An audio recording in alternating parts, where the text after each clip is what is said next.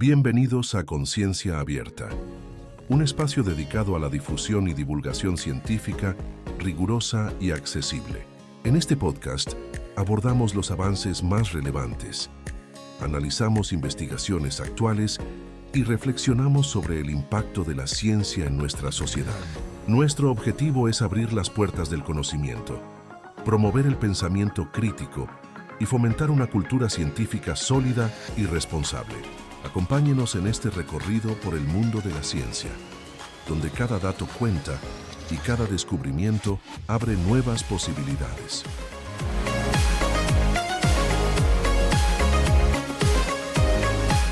Hola a todos, sean bienvenidos a Conciencia Abierta, un espacio para la discusión y la divulgación de la ciencia. El día de hoy, 25 de enero de 2026, que por cierto es Día del Biólogo, felicidades a todos los que nos escuchan y son biólogos, les mandamos un fuerte abrazo. El día de hoy en la cabina de grabación me acompaña Luisa. Hola mundo del internet. Hola Luisa. Hola. Y yo soy Omar. Oye, el día de hoy tenemos no es que los demás no hayan sido interesantes, pero...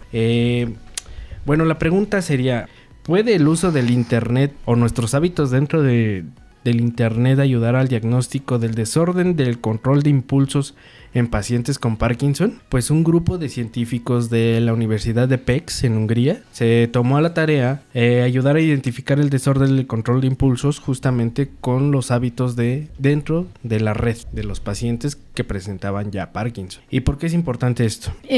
Principalmente tenemos como una herramienta justamente la detección del uso problemático del internet y cómo nos puede ayudar a identificar el trastorno del control de impulsos en los pacientes que tienen Parkinson. Para iniciar es bueno entender un poquito qué es el Parkinson. No sé si nos puedes ayudar, Omar, a describirnos qué es esta enfermedad. El Parkinson es una enfermedad neurodegenerativa y progresiva. Afecta justamente el movimiento y causa la muerte de neuronas que producen dopamina. Este químico es crucial para ciertos circuitos de recompensa. Genera síntomas como temblores, rigidez, lentitud en el movimiento y problemas en el equilibrio. Empeoran con el tiempo.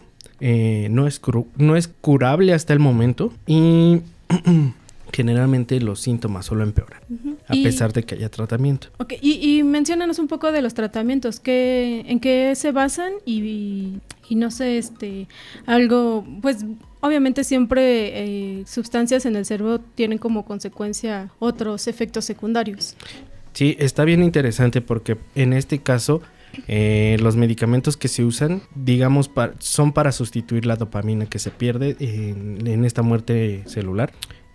Tenemos algunos que son como para sustituir justamente la dopamina, pero tenemos otros que son agonistas de la dopamina, que quiere decir que causan el mismo efecto de la dopamina sin ser dopamina. Uh-huh. También tenemos algunos otros inhibidores como los inhibidores de la MAO-B y anticolinérgicos también.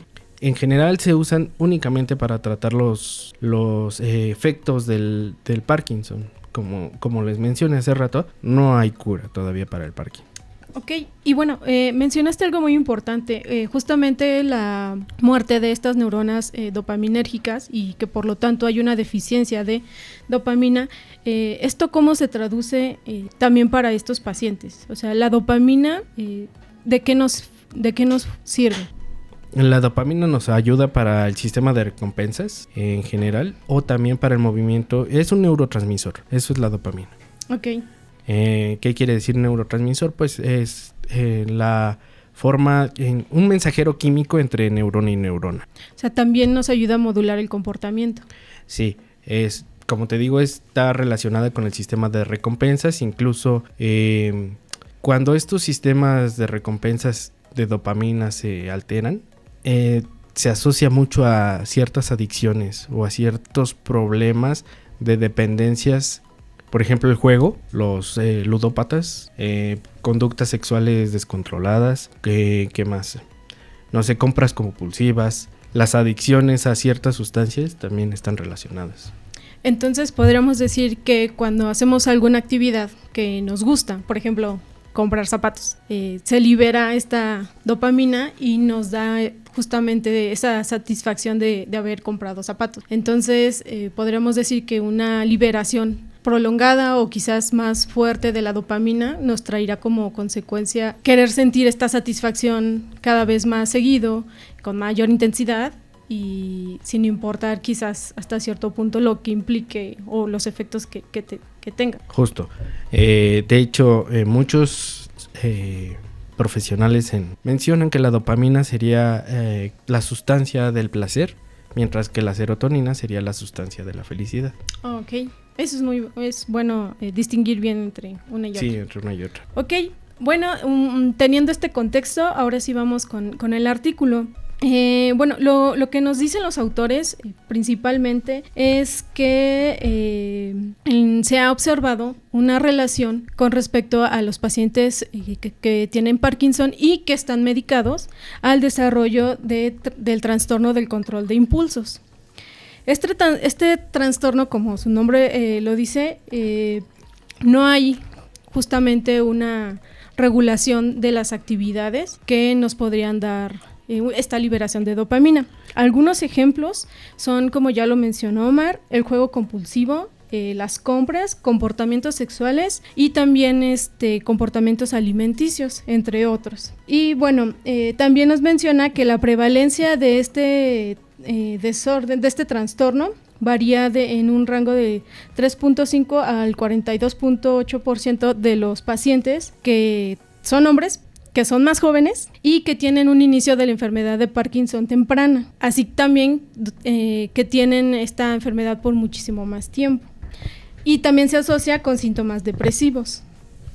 Exacto, justo lo que te mencionaba era este circuito de recompensa de dopamina y los medicamentos que se proporcionan para el tratamiento del Parkinson, digamos que funcionan tan bien que pueden provocar este tipo de trastornos. Sí, ahora algo muy importante que también mencionan los autores es que es muy difícil identificar este trastorno en los pacientes. Esto debido a que muchos de ellos se sienten avergonzados de tener este tipo de conductas. Juzgados, sí. Y juzgados, claro. Y por lo tanto ocultan o niegan tener este tipo de problemas. Sí, claro, bueno, ya cuando tienes problemas de compras compulsivas o de apuestas, pues ya generalmente no es fácil aceptar que tienes un problema y que estás, digamos, endeudado o tienes un comportamiento sexual.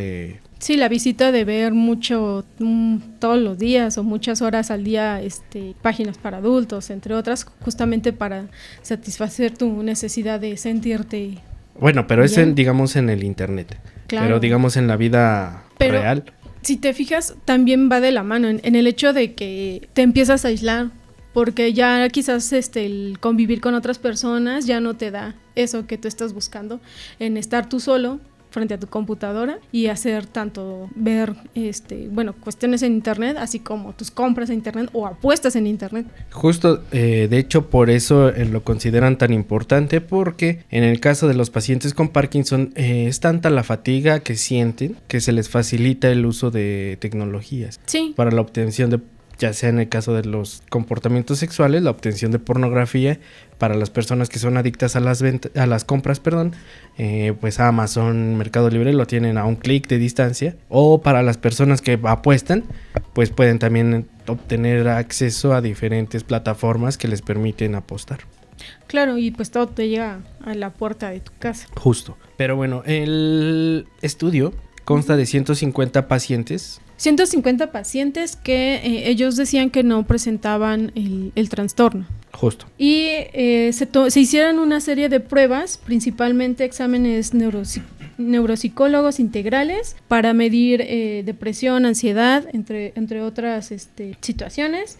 Porque, aparte generalmente se basan en un cuestionario diagnóstico para este tipo de trastornos, pero este cuestionario diagnóstico únicamente contempla la parte real, digamos la parte física, no contempla justamente el comportamiento del paciente dentro de la red, cuántas horas pasa dentro de la red, cuánto compra, cuáles son sus hábitos dentro de la red. Sí. Entonces estos investigadores justamente agregan a este cuestionario esta parte del comportamiento dentro de la red. Sí, principalmente se basaron en evaluar los 4 trastornos, los 4 trastornos de impulsos que se han reportado, que es justamente la ludopatía, que es esta adicción a apostar, las compras, conductas sexuales y conductas alimentarias, entre otros. Por ejemplo, también otras conductas compulsivas que se me hizo muy interesante fue el pulding o hobbyismo y los paseos. No sé si si ahondaste más en el tema, pero se ha reportado que personas con estos trastornos, o sea, que no solo es el trastorno de compras y todo eso, sino el hecho de, por ejemplo, quedarte horas clasificando cosas, el hecho de estar acomodando cosas también es placentero, el hecho de estar caminando sin ninguna dirección alguna también es placentero para ellos, o sea, también está esa liberación, o sea, ese tipo de conductas también las llegaron a evaluar con este cuestionario, o sea,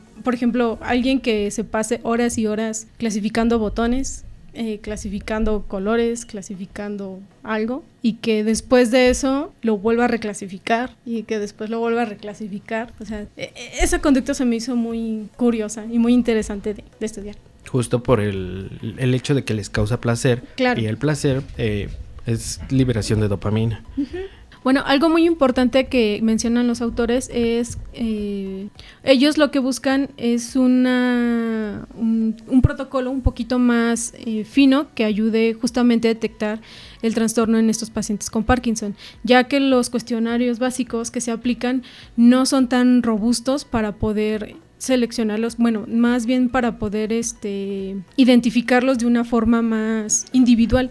Por ejemplo, los exámenes que hacen o los cuestionarios que ellos hacen de forma rutinaria, pues son exámenes neuropsicológicos integrales, cuestionarios de autoevaluación, entrevistas justamente direccionadas a lo que son los trastornos impulsivos y que ya están estandarizados, así como una escala de clasificación de Parkinson, lo cual esto ayuda a los autores a determinar en qué etapas de la enfermedad, en qué edades de la enfermedad se puede o se nota más el trastorno de control de impulsos. De control de impulsos. Entonces ellos, para sumar toda esta parte, lo que hacen es utilizar el cuestionario de uso problemático del Internet para ver si esta herramienta ayuda a hacer una identificación más precisa de los pacientes con el trastorno de control de impulsos. Aparte, los investigadores sospechan que durante esta investigación clínica salen varios falsos positivos y eso es lo que los hace dudar. En la parte que mencionas del uso problemático de Internet, mencionan que para el paciente es más fácil aceptar una conducta como el juego o la ludopatía uh-huh. dentro del Internet que aceptarlo en la vida real, digamos. Por eso les hacen tanto hincapié en usar este cuestionario del uso problemático del Internet. Trabajaron con 150 pacientes, hicieron una evaluación neuropsiquiátrica. Uh-huh. Con los cuestionarios estándar hicieron un diagnóstico inicial y después insertaron esta parte del uso problemático del Internet, el cuestionario del uso problemático uh-huh. del Internet. Después hicieron un diagnóstico final y esta diferencia de resultados es lo que ellos... Entonces con esto ellos pueden comparar justamente cómo las herramientas estandarizados o de rutina que se ocupan versus con un cuestionario extra del uso problemático del Internet, cómo es que se aumenta si existe o no diferencia. Ajá, uh-huh. y sobre todo cuántos más pacientes se pueden identificar, no solo con herramientas clásicas o estándar, uh-huh. sino también ya con la parte del cuestionario. Justamente, y de hecho así fue. Con los cuestionarios estándar arrojaron que 19 pacientes, o sea el 17.9%, tenían este desorden del control de impulsos. Al insertar esta parte del uso problemático del Internet en los cuestionarios, arroja y hay una diferencia de 19 pacientes a 29 pacientes, es decir, del 17.9 a 27.4%. Siendo esta un resultado estadísticamente significativo, lo cual pues es bueno. Justo. En el juego patológico, justamente, los cuestionarios estándar arrojaron que había únicamente tres pacientes problemáticos, mientras que con el cuestionario del uso problemático del internet arroja que hay 9 pacientes con ese problema. En la parte de la hipersexualidad mencionan que hay 2 pacientes con este problema, mientras que con el cuestionario del uso problemático del internet arroja que hay 8 pacientes con este problema. En el caso de las compras compulsivas, los cuestionarios estándar arrojaron que hay 7 pacientes con este problema, mientras que el cuestionario con el uso problemático del internet arroja que hay 8 pacientes. Y por último, en el caso de el comer compulsivamente, no hubo diferencia. En el aspecto del hobbyismo o pudding, ¿qué es esto, Luisa? ¿Tienes a la mano qué es esto? ¿Hobbyismo o pudding? Es justamente lo que les decía, sí, como una obsesión, por así decirlo, de hacer una actividad repetitivamente. O sea, por ejemplo, el hecho de solo caminar sin ningún objetivo de llegar de un punto A a un punto B, sino simplemente el hecho de caminar y caminar y caminar y caminar, por ejemplo, o de clasificar cosas, de obsesionarte por hacer una actividad, se refiere un poquito a esa parte. Ok. Bueno, en este caso el método tradicional detectó 7 pacientes con este problema, mientras que con el método ya, digamos, mejorado, detecta 13 pacientes con este problema. O sea, sí hubo mucha diferencia y es una diferencia significativa. Bueno, los investigadores mencionan que su estudio tiene ciertas limitaciones. Una de ellas es que aplica únicamente a población de pacientes que usan tecnología. Los usuarios que no ocupan pantallas pues no tienen ese diagnóstico o esa capacidad o esa posibilidad de ser diagnosticados así. Otro, quiere decir que también el tamaño de la muestra pues es muy pequeño. La especificidad útil es únicamente para el juego, el sexo y el hobbyismo. O sea, todavía faltaría investigar un poquito más qué otro tipo de herramientas nos puede apoyar para otros tipos de trastornos de control de impulsos. Justamente. Okay. Dice que entre sus conclusiones dice que es eficaz porque detecta 50% más de casos en juego y sexo. Es factible porque el cuestionario es gratuito, rápido y fácil de responder, y es preventivo porque identifica problemas en los estadios más tempranos y antes de que las consecuencias sean irreversibles. ¿Tú qué piensas? Porque al final, o sea, el punto aquí también era obviamente son personas que tienen esta enfermedad, que su tratamiento es tomar este tipo de medicamentos y que por lo tanto hay una relación con respecto a tomar los medicamentos con respecto al desarrollo del trastorno. Sí, justamente ellos dicen que pueden ajustar la dosis de medicamento mejor si presentan este desorden. Entonces creo que algo importante también del artículo es pues esta consecuencia de los tratamientos y sobre todo que quizás muchas veces no se diagnostica nuevamente el tener este tipo de trastornos y que igual y eso los puede llevar a tener consecuencias más graves. Uh-huh. O sea, no sé, perderlo todo, empezar a endeudarse, meterse claro. con personas que no, o sea, personas malas por conseguir dinero, robar. O sea, el hecho de que ya no tengas el dinero para comprar cosas, pues también podría llevarlos a robar. Claro. Pues la parte sexual súper peligrosa, porque también no sabes, o sea, cómo va escalando eso. Quizás primero videos, pero ya después no sabes si en una cuestión más ilegal.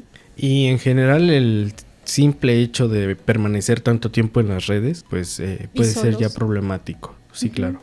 Sí, digo, si de por sí ellos ya tienen también un antecedente o se relaciona con depresión, con ansiedad, o sea, esto lo potencia bastante. Te aíslas y justamente pues sí, a un inicio sientes esta emoción, esta satisfacción, pero pues después es el remordimiento. En la descarga de dopamina, dicen que a mayor carga dopaminérgica, mayor riesgo de presentar este desorden de control de impulsos. Entonces, sin duda, siento que el artículo es muy bueno, sí se debería continuar con esto, como bien lo mencionan los autores, hacer un estudio longitudinal con una mayor número de individuos. En más países. En más países también, justamente. Uh-huh. Y pues sobre todo el seguir buscando herramientas que ayuden a tener un diagnóstico más certero y sobre todo para ayudar a las personas. Sí, claro. Y aparte, pues el paciente, insisto, lo considera un poco más inofensivo cuando lo hacen en el internet. Entonces eso puede abrir como una pequeña llavecita para generar un diagnóstico más específico acerca de... Sí, y pues bueno, espero que les haya gustado el artículo. Se va a dejar toda la información de en la cajita de descripción. Justo. Y pues de este lado sería todo. Nos despedimos esta semana, nos vemos la siguiente semana, Luisa. Sí, nos vemos. Manden también sugerencias de qué tipo de temas quieren que se busque, si más sobre la parte del cerebro, de, no sé, conductas, no sé, otros sistemas, otro tipo de artículos que gusten que se discutan, pues aquí está. Claro, yo soy Omar López, nos vemos la siguiente semana, les mandamos un abrazo a todos los biólogos. Bye. Depende de la especie. Depende de la especie. Saludos, bye. Esto fue Conciencia Abierta, un espacio para comprender, compartir y cuestionar el conocimiento científico. Si te ha gustado este episodio, te invitamos a seguirnos en nuestras redes sociales y a suscribirte en tu plataforma favorita para que no te pierdas nuestras próximas entregas. Comparte este contenido y ayúdanos a abrir más mentes a la ciencia. Hasta la próxima.